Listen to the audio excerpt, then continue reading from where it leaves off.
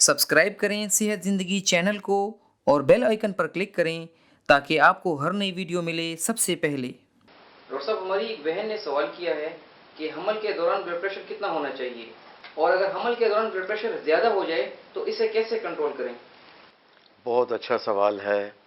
और हमारी lady doctors को, हमारी गायनी सेंटर्स की और ऑप सेंटर की नर्सेस को, पैरामेडिक्स को, जनरल फिजिशियन को, गायनेकोलॉजिस्ट को, गरज के हर शख्स को, और जब भी जो शादीशुदा औरतें हैं उनको खुद भी ये सीखना होगा कि प्रेगनेंसी में ब्लड प्रेशर नॉर्मल जो होता है उसका रेशो बदल जाता है, और ये हम कम लेवल का लेते हैं।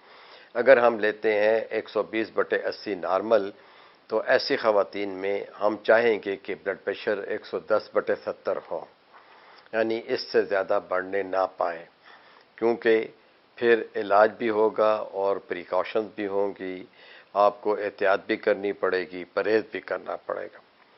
अच्छा, अगर ब्लड प्रेशर बढ़ना शुरू हो जाए तो इसकी एक वजह वो हार्मोन्स हैं जो कि आपके बदन में बढ़ जाते हैं, जिसकी वजह से आपके बदन में नमक और पानी बढ़ जाता है।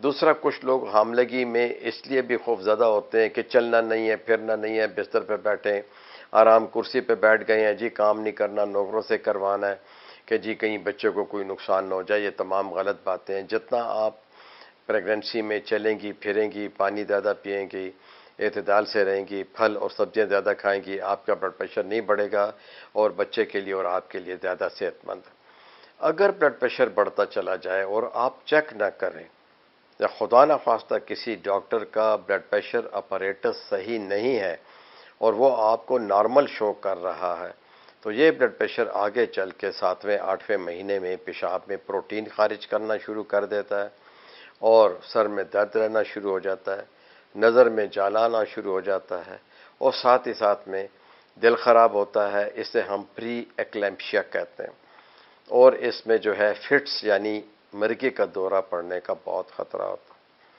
अगर फिर भी ब्लड प्रेशर खुदा न खास्ता अंदरूनी हार्मोन्स की वजह से, कैटकलमीन्स की वजह से और हार्मोन्स की वजह से जो है ये बढ़ना शुरू हो जाए, और बदन में आपका सोडियम जो है वो ज़्यादा ठहर रहा है, पोटाशियम कम खारिज कर रहा है, तो ये सारी चीज़ें जो हैं ये गलत हो जाएंगी।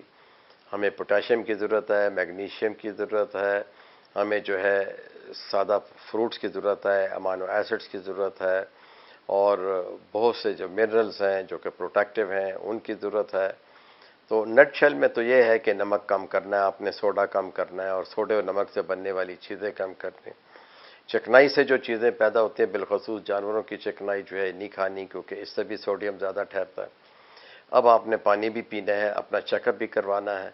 तो ब्लड प्रेशर की ख़तरनाक सूरत हाल किसी भी प्रेग्नेंट औरत में 140/100 से शुरू हो जाती है, लेकिन चूंकि इसकी ख़ास निशानियां नहीं होती हैं इब्तदाई तौर पे, तो ये नेगलेक्ट हो जाता है। हम जो है सिर्फ नज़र कर जाते हैं, हम कह देते हैं नॉर्मल है भाई, बस नमक कम खाओ, अचार कम खाओ और चलो फिरो। अगर ये 150 पे चला जाता है तो ख़वातीन को सर में दर्द रहना शुरू हो जाता है, और तक मुख्तलिफ तकालीफ शुरू हो जाती हैं, पेशाब की, पेट की, और इससे मज़ीद अगर बढ़ता है तो पूरे बदन में दर्द होगा, पेशाब के अखराज में फ़र्क आएगा, पेशाब में प्रोटीन आएगा, और साथ ही साथ में ब्लड आ सकता है, जैसे आरबीसीज आएंगे, सर में दर्द रहेगा और ब्लड प्रेशर बढ़ना शुरू हो जाएगा।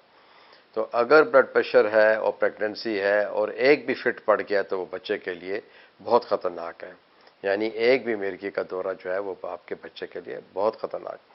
आप फ़ौरन अपने गायनेकोलॉजिस्ट से रजू करें, अपना बीपी सेट जो है स्टैंडर्डाइज करें। जिस बीपी सेट से आपने पहले चेक करवाया है दोबारा किसी और बीपी सेट से चेक करवाएं, नब्ज़ चेक करवाएं, पेशाब अपना टेस्ट करवाएं, ब्लड प्रेशर की रीडिंग स्ट्रिक्टली रखें।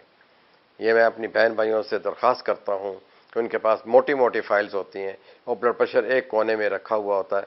बराए मेहरबानी इन तमाम कागज़ों में 1-2 चार्ट होने चाहिए जिस पर कि लिखा हुआ हो कि आपकी सुबह की और शाम की या रैंडम शुगर कितनी है, और आपका सुबह का और शाम का ब्लड प्रेशर जो है वो कितना है। तो इससे आपको जो है पता चलता रहेगा। तो आपने बहुत एहतियात करनी है कि जो ग़िज़ाएँ मैंने बताई हैं जो कि नहीं खानी वो नहीं खानी। फल और सब्जियां ज़्यादा इस्तेमाल करें, पानी इस्तेमाल करें, हल्की फुल्की वर्जिश करें, चहलकदमी करें। शुक्रिया।